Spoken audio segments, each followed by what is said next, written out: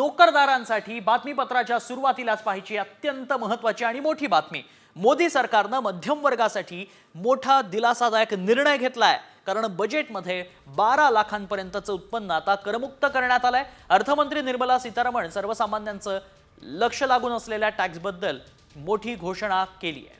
एखाद्या व्यक्तीने वार्षिक 12 लाख रुपयांपर्यंत कमाई केली तर त्याला 1 रुपयाचाही कर भरावा लागणार नाही। मात्र 12 लाखांपेक्षा जास्त 1 रुपयाही जास्त कमावला तर मात्र कर भरावा लागेल। स्टँडर्ड डिडक्शन 75,000 रुपये ठेवण्यात आलंय। मात्र ही करमाफी केवळ नवीन कर प्रणाली निवडणाऱ्यांनाच लागू होणार आहे। टॅक्स स्लॅब बघा कसा आहे। 0 ते 4 लाख टॅक्स फ्री, 4 ते 8 लाख 5%, 8 ते 12 लाख 10%, 12 ते 16 लाख रुपये 15%, 16 ते 20 लाख रुपये 20%, 20 ते 24 लाख रुपये 25%।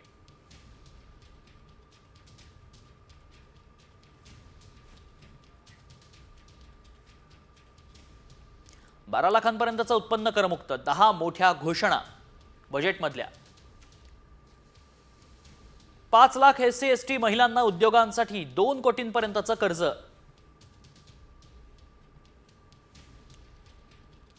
23 IIT मधील विद्यार्थी संख्या दुप्पट करणार।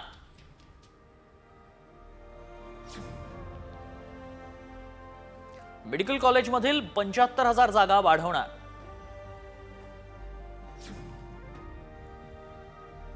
सरकारी शाळा आणि प्राथमिक आरोग्य केंद्र ब्रॉडबँडनं जोडणार।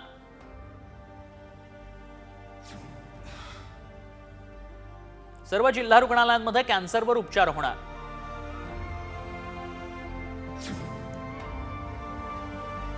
कॅन्सर आणि जीवनावश्यक 36 औषधं स्वस्त होणार।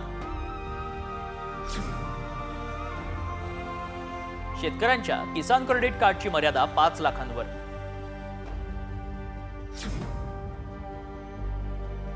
उत्पादन वाढीसाठी कापूस उत्पादकता मिशनची स्थापना।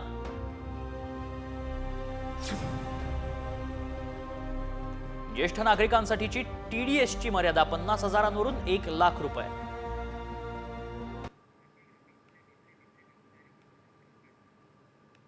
तुमचा वार्षिक पगार किती आणि कर किती भरावा लागणार तेही सोप्या भाषेत समजून घेऊयात। बघा, 12 ते 16 लाख उत्पन्न असेल तर 15% कर, 13 लाख रुपये पगार असेल तर 75,000 रुपये कर, 14 लाख रुपये पगार असेल तर 90,000 रुपये करापोटी भरावे लागतील। 15 लाख रुपये पगार ज्यांचा आहे त्यांना 1,05,000 रुपये कर भरावा लागेल।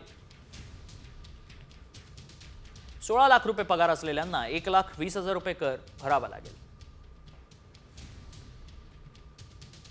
17 लाख रुपये पगार असलेल्यांना 1,40,000 रुपये कर भरावा लागेल। 18 लाख रुपये पगार 1,60,000 रुपये कर। 19 लाख रुपये पगार 1,80,000 रुपये कर।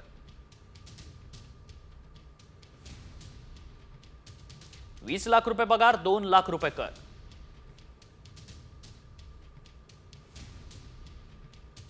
21 लाख रुपये पगार 2,25,000 रुपये कर। 22 लाख रुपये पगार 2,50,000 रुपये कर भरावा लागेल। 23 लाख रुपये पगार 2,75,000 रुपये कर भरावा लागेल। बातमीपत्रात या पुढच्या महत्त्वाच्या बातम्यांचा आढावा घेऊया। 36 जिल्हे 36 रिपोर्टरमधून। अमरावतीमध्ये कुंभमेळ्याच्या नावाखाली भाविकांची फसवणूक झाली आहे। सूरज मिश्रा नावाच्या कार्यकर्त्यांवर गुन्हा दाखल करण्याच्या मागणीसाठी भाविकांनी पोलीस आयुक्त कार्यालयासमोर ठिय्या आंदोलन केलं। त्यातच राजापेठ पोलीस ठाण्याच्या ठाणेदारानं कारवाई न केल्यानं भाविक आक्रमक झाले।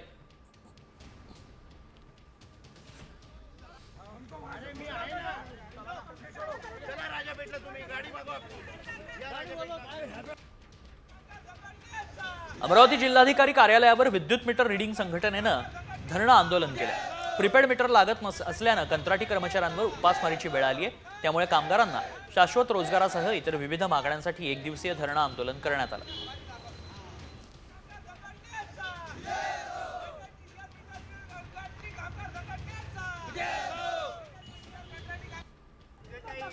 वनविभागाच्या वरिष्ठ अधिकाऱ्यांविरोधात रास्ता रोको आंदोलन करण्यात आलं। नाशिकच्या बागलाणमधील वन कर्मचारी राजेंद्र साळुंखेंनी वरिष्ठांच्या जाचाला कंटाळून आत्मदहनाचा प्रयत्न केला होता। काल त्यांचं उपचारादरम्यान निधन झालंय, त्यामुळे संतप्त ग्रामस्थांनी सकाळी नामपूर ताराहाबाद रस्त्यावर आंदोलन केलं।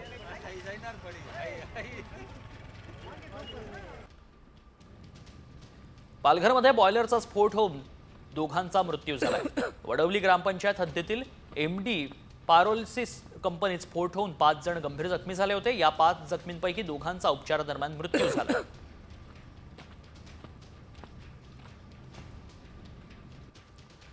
विद्यार्थ्यांना मारहाण प्रकरणातील शिक्षक प्रभाकर वाळके आणि शिक्षक धनपाल राऊत यांना निलंबित करण्यात आलंय। प्रजासत्ताक दिनी काही विद्यार्थी गांधी टोपी घालण्यास विसरले होते, त्यामुळे या शिक्षकांनी विद्यार्थ्यांना मारहाण केली होती। याचाच व्हिडिओ सोशल मीडियावर व्हायरल झाला होता।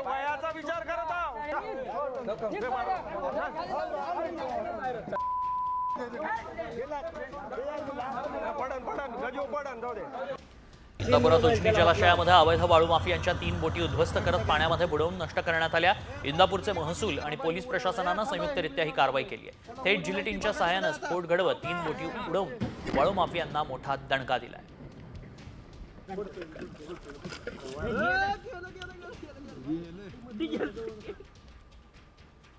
इंद्रायणी नदी प्रदूषित झाली आहे, कारण इंद्रायणी नदी पात्रात मोठ्या प्रमाणामध्ये मैला मिश्रित सांडपाणी, रसायन मिश्रित पाणी सोडण्यात येत आहे। मात्र यावर महाराष्ट्र राज्य प्रदूषण नियंत्रण मंडळ कोणतीच कारवाई करत नसल्यानं आळंदीचे ग्रामस्थ आणि वारकरी संताप व्यक्त करतात।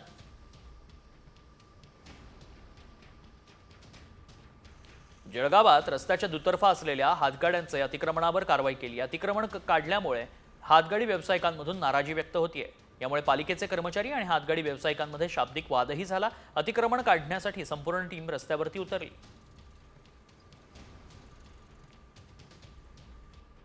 अकोल्यात धुमाकूळ घालणारा बिबट्या अखेर जेरबंद झालाय। अकोला वन विभागाच्या पथकानं रेस्क्यू करत बिबट्याला पिंजऱ्यात बंद केलं। या बिबट्यानं बकऱ्या, गायीची शिकार केली होती। त्यानंतर शेतकऱ्यांमध्ये भीतीचं वातावरण पसरलं होतं। बीकेसी परिसरात दुकानांना भीषण आग लागली आहे। कुर्ला एलबीएस मार्गावरील भंगार काही दुकानं जळून खाक झाली। अग्निशमन दलाच्या 5 गाड्या घटनास्थळी दाखल झाल्या। दरम्यान आगीवर नियंत्रण मिळवण्याचं काम करण्यात आलं।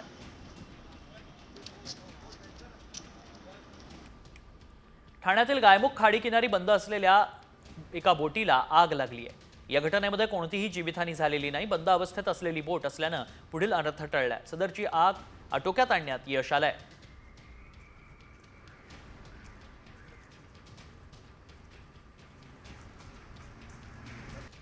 रत्नागिरीच्या शिबखोल घाटीमध्ये वडाच्या झाडाला भीषण आग लागली होती। झाडानं अचानकपणे पेट घेतल्यानं नागरिक आणि वाहन चालकांची चांगलीच तारांबळ उडाली। यावेळी दोन्ही बाजूची वाहतूक बंद करून अग्निशमन दलानं शर्थीचे प्रयत्न करत आग विझवली। प्रेम प्रकरणातून तरुणीच्या घरात घुसून निर्घृण हत्या करण्यात आली आहे। ही घटना नवीन पनवेलमध्ये घडली आहे। प्रियकर आरोपीनं तरुणीच्या गळ्यावर चाकून वार करत तिची हत्या केली आहे। घटनेमध्ये 22 वर्षीय तरुणीचा जागीच मृत्यू झालाय। व्याजासह पैसे दिले तरीही आरोपी आणखी पैसे उकळत असल्यानं एकानं विष प्राशन करून आत्महत्या केली आहे। जास्त पैसे उकळण्यासाठी त्याला त्रास देण्यात येत होता, त्यामुळे अमीन शेख यानं शेतकऱ्यानं विष पिऊन आत्महत्या केली आहे। ही घटना भिवंडी तालुक्यातील महापोली इथं घडली आहे।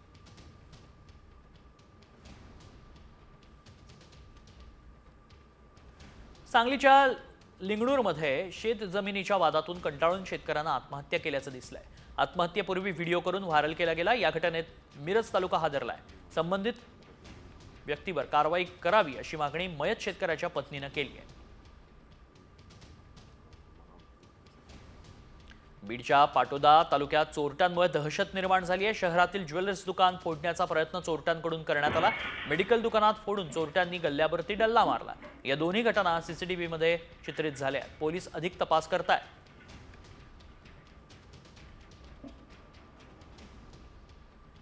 आर्यन बेडेकर हत्या प्रकरणामध्ये 6 संशयितांना ताब्यात घेण्यात आले। तळेगाव दाभाडेत 19 वर्षीय आर्यन बेडेकरची किरकोळ वादातून त्याच्या सहकाऱ्यांनीच हत्या केली होती। आरोपी शिवराज कोळी, संतोष कोळी, आशिष लोखंडे, पोळ्या लोखंडे आणि त्याच्या सहकाऱ्यांनी कोयत्यानं वार केले होते।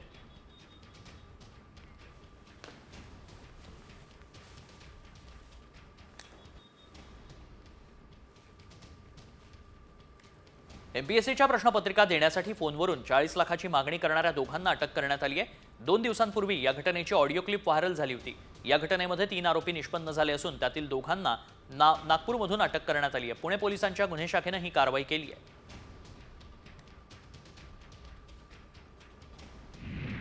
कल्याण डोंबिवली महानगरपालिकेच्या बाजार परवाना विभागातील क्लर्कला 1.5 लाखांची लाच घेताना एसीबीनं सापळा रचत अटक केली। प्रशांत धीवर असं या लाचखोर क्लर्कचं नाव आहे। फक्त माझ्यासाठी नाही तर बड्या अधिकाऱ्यांसाठी पैसे मागितले असल्याचा खुलासा धीवरनं केलाय।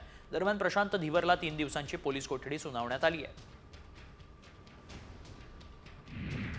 संभाजीनगरच्या वाळूज महानगर परिसरामध्ये मध्यान्ह भोजनाचे तांदूळ आणि डाळ जप्त करण्यात आली आहे। गजानन सेल्स ॲग्रो गोडाऊनवरती जिल्हाधिकाऱ्यांकडून छापा टाकण्यात आला। यावेळी खासगी गोडाऊनमध्ये असलेला सरकारी धान्याचा साठा जप्त करण्यात आलाय।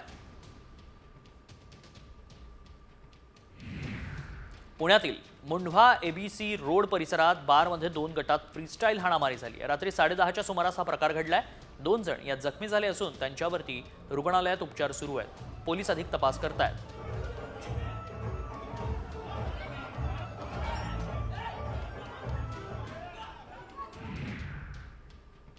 शिवसेना शिंदे गटाचे पालघरचे नेते अशोक धोडींची हत्या भावानंच केली। अविनाश धोडी आणि अशोक धोडी दोघेही सख्खे भाऊ आहेत। संपत्तीच्या वादातून त्यांची हत्या झाल्याची माहिती पोलिसांनी दिली आहे। गुजरातमधील रिंगराम मालाफलिया इथं एका बंद दगडखाणीमध्ये धोडींचा मृतदेह बाहेर काढण्यात आला होता।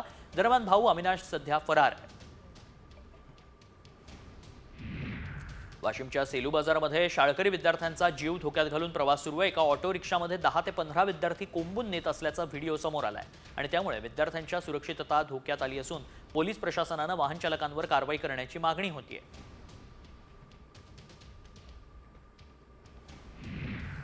अमेरिकेतील पेन्सिल्व्हेनिया राज्यातील फिलाडेल्फियात छोटे वैद्यकीय विमान कोसळले। या दुर्घटनेमध्ये 6 जणांचा मृत्यू झाल्याची माहिती समोर आली आहे। AFPच्या माहितीनुसार विमान घनदाट लोकवस्तीवर कोसळल्यानं परिसरातील अनेक इमारतींना आग लागली आहे। अपघातात अनेक घरांचं नुकसानही झालंय।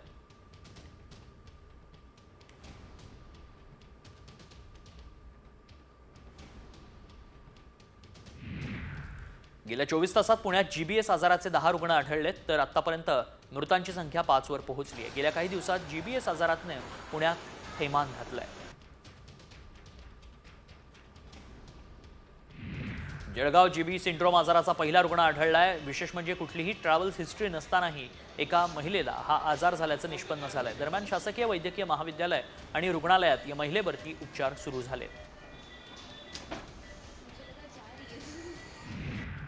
GBS वर मात करण्यासाठी जळगाव जिल्हा प्रशासन सज्ज झालंय। शेवटच्या घटकापर्यंत आरोग्य सेवा पोहोचवावी यासाठी जिल्हा आपत्ती व्यवस्थापन प्राधिकरणातर्फे कार्यशाळा घेण्यात आल्या। तसंच यावेळी स्वच्छता, शुद्ध पाणी, योग्य आहार आणि सुदृढ जीवनशैली हीच GBS नियंत्रणाची गुरुकिल्ली आहे असं जिल्हाधिकाऱ्यांनी सांगितलं। मुंबईत आता सार्वजनिक वाहतूक अर्थात टॅक्सी आणि रिक्षाचे दर महागलेत। मुंबई आणि मेट्रोपॉलिटन भागामध्ये आता काळ्या पिवळ्या टॅक्सीनं प्रवास करणाऱ्यांना कमीत कमी 31 रुपये द्यावे लागतील तर रिक्षाच्या प्रवासासाठी कमीत कमी 26 रुपये द्यावे लागतील। हे वाढीव दर 1 फेब्रुवारीपासून लागू झालेत। गॅस सिलेंडरच्या दरात कपात करण्यात आली आहे। देशाची राजधानी दिल्लीत व्यावसायिक गॅस सिलेंडरची किंमत 7 रुपयांनी कमी झाली आहे तर मुंबई आणि चेन्नईमध्ये व्यावसायिक गॅस सिलेंडरच्या किमतीत 6 रुपये 50 पैशांची कपात करण्यात आली आहे। विविध अभियांत्रिकी आणि देखभालीची कामं करण्यासाठी मध्य आणि पश्चिम रेल्वेवर रविवारी ब्लॉक घेण्यात येतोय। मध्य रेल्वेवर माटुंगा मुलुंड स्थानकादरम्यान सकाळी 11:30 ते दुपारी 3:30 ब्लॉक घेण्यात येईल तर पश्चिम रेल्वेवर जोगेश्वरी कांदिवली दरम्यान सकाळी 9:30 ते दुपारी 1:30 वाजेपर्यंत ब्लॉक असेल। मध्य रेल्वेवर आज कल्याण वांगणी दरम्यान रात्री ट्रॅफिक ब्लॉक घेण्यात येणार आहे। यामुळे शेवटची कर्जत लोकल 11:51 सुटेल।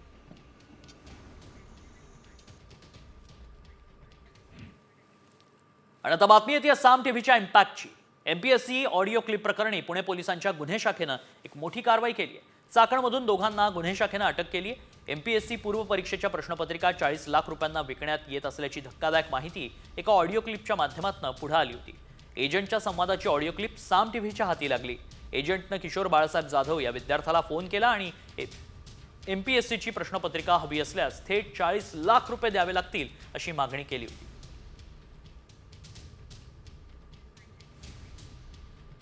पुण्यातील काही वृत्तपत्रांनी अशा काही बातम्या देखील लावलेल्या होत्या की उमेदवारांना अज्ञात नंबरवरनं फोन कॉल येत आहेत आणि त्यामध्ये त्यांना तुम्हाला प्रश्नपत्रिका देतो आम्हाला एवढ्या रकमेची जर का तुम्ही पैसे देण्याची कबुली दिली तर तुम्हाला आम्ही प्रश्नपत्रिका देऊ आणि मग तुम्ही तुमचं परीक्षेमध्ये जी निवड आहे ती निश्चित होईल. दीपक गायधणे आणि सुमित जाधव या 2 संशयितांना आम्ही ताब्यात घेतल्यावरती त्यांची विचारपूस केली आणि त्याच्यानंतर घडलेल्या प्रकाराबाबत पूर्ण माहिती त्यांच्याकडून प्राप्त झाली. पुण्यात जानेवारी महिन्यात सर्वाधिक तापमानाचा नवा विक्रम नोंदवण्यात आलाय. शहरात डिसेंबर पाठोपाठ जानेवारीमध्ये कमाल तापमान सरासरीपेक्षा अधिक होतं. पुण्यात यंदा गेल्या 10 वर्षातल्या सर्वाधिक तापमानाची नोंद झाली असून तापमान 36°C डिग्रीच्या वर गेलंय.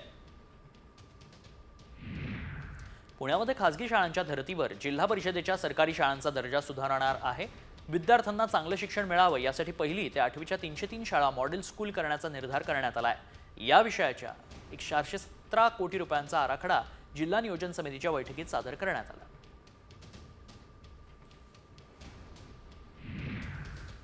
अहिल्यानगरात महाराष्ट्र केसरी राज्यस्तरीय अजिंक्य कुस्ती स्पर्धा सुरू असून आजपासून 86 ते 125 किलो वजन गटात रोमांचक कुस्ती सामने सुरू झाले. पहिल्या फेरीत महाराष्ट्र केसरी शिवराज राक्षे आणि महेंद्र गायकवाड यांनी विजयी मिळवलाय.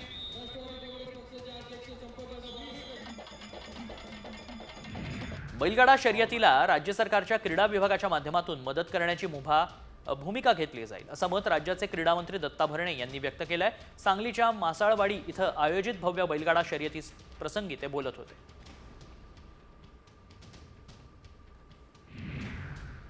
सांगलीच्या आटपाडीत महाराष्ट्र केसरी बैलगाडा शर्यतीचा थरार पाहायला मिळालाय.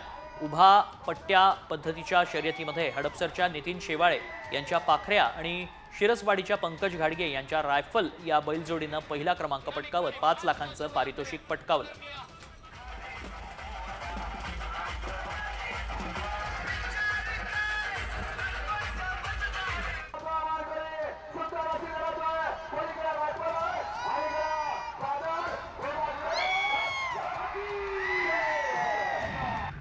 सद्गुरू रामानंद महाराज यांच्या पालखी सोहळ्याचं धाराशिव शहरात उत्साहात स्वागत करण्यात आलंय. माघी वारीसाठी धाराशिव जिल्ह्यातील काजळा इथून गेल्या 35 वर्षांपासून रामानंद महाराजांची पालखी पंढरपूरला नेण्यासाठी परंपरा आहे. महिला, पुरुष, बाल वारकरी पालखी सोहळ्यात सहभागी झाले.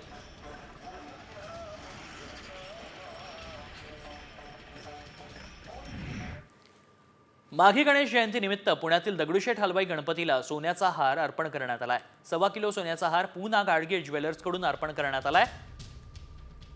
अतिशय सुबक रेखीव असा हा रत्नजडित हार बाप्पाला अर्पण करण्यात आल्याचं पाहायला मिळालं.